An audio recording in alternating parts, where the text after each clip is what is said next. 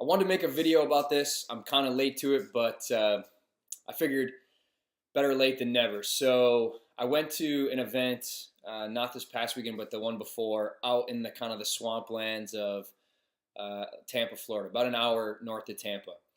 And it was an event that was really all about like servant leadership. So kind of leaving your ego at the door, leaving your title at the door, and coming in there with kind of like a servant's heart, like something you want to do something that's going to make a difference. You have everyone has like that part of them that likes the recognition and that ego. Everyone has that. That's there.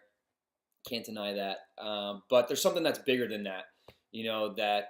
That's who you truly are. Is that servant, that leader, that someone that wants to do something for others. And when you do something for others, like and you don't expect anything in return, that's when you feel like that sense of fulfillment, that feeling of, okay, I want to do more of this. So people, and I'm one of them. I'm not like a Mother Teresa. I'll go and volunteer and help out with things like that, partly because I want to help people, but partly like it's for me too. Like I know I get out of it more or just as much as like the people that I'm helping. And that's just kind of, I think, human nature. So this weekend, this event I went to is a guy named Scott Mann. He was, I think, 18 years with the Army Special Forces, and he would go into these little villages in Afghanistan and have to protect them and teach them kind of how to protect themselves from the Taliban coming in. So there was a few things he had to learn in order to be able to teach these villagers how to defend themselves. Obviously, he had to initially gain their trust. So he kind of has like these three like topics that I really connect with. I love it. Like every time I hear it, it makes me like think deeper about those things. So the first is leaving your tracks. And that's something he got from his father, Rex, who's one of the nicest guys, one of the coolest guys I've met. He's a no bullshit guy.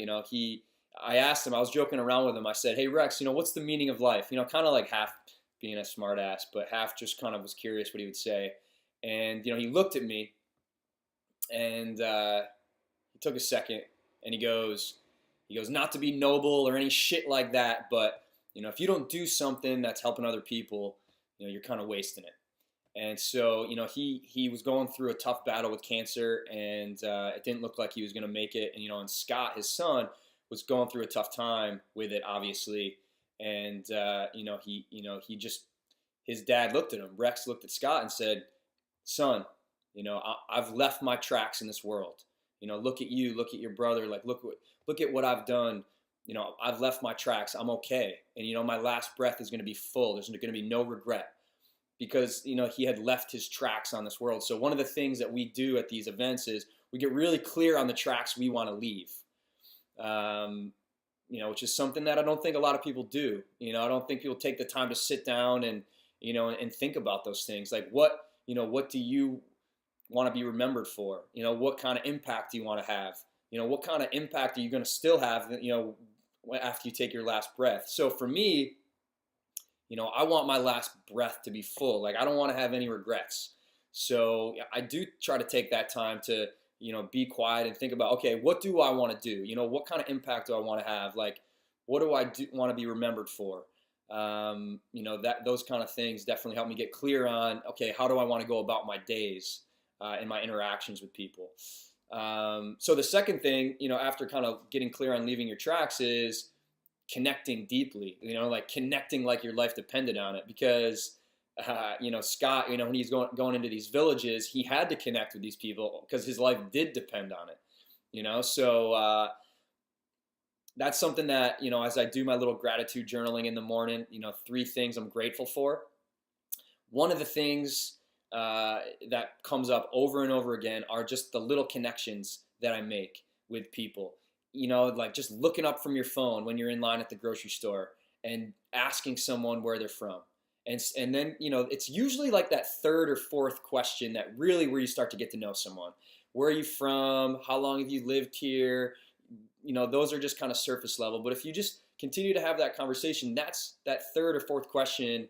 Instead of going into talking about yourself, oh, that reminds me of a time when I did this, which is what everyone does. You just continue to ask some questions. I love that.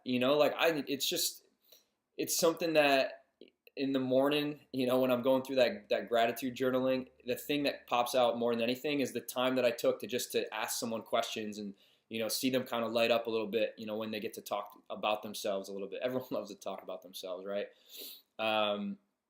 So not just people at the grocery store or strangers, but people in your life that we tend to take for granted, that would appreciate a phone call from you or a text just to let them know that you're thinking about them. So that's kind of the second part, is connecting deeply.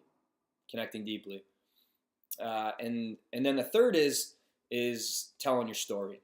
So Scott does an unbelievable job of the way he teaches the leaving the tracks, and the way he teaches connecting deeply, and the way he teaches everything is he tells it through story. 85% of people are connect more with story than with just facts. So anytime I'm trying to teach, which I love to do, is teaching. Usually teaching from my mistakes, is teaching through story. So instead of just throwing facts and figures at someone, I think the best way to teach is through those stories, those personal stories that you have, when you're 10 years old, where you overcame something, or something you went through that was a struggle, or you're going through. That's how people relate, and you build trust, and that connection gets deeper, and then they're willing to listen to how you were able to kind of get through whatever it is that struggle was. So those are kind of the three things, that we that are his like big three that we focus on. Again, like if you're a dude, like this is a group that's like a men's only group. I think women would benefit from it just as much. The things that we talked about. But yeah, it is kind of like a men's only group, and anyone that wants to, get clear on what kind of tracks they want to leave. They want to leave this world a better place than they found it, for their kids and future generations. And, they're willing to check their ego at the door and drop their title at the door, and be surrounded by a bunch of other guys that are willing to do those things. Then, this would probably be a cool group for you. But yeah, it's something that just means a lot to me, and I love it. And I just wanted to share a little bit about some of the things that I took away from that weekend. So I'll talk to you soon, guys.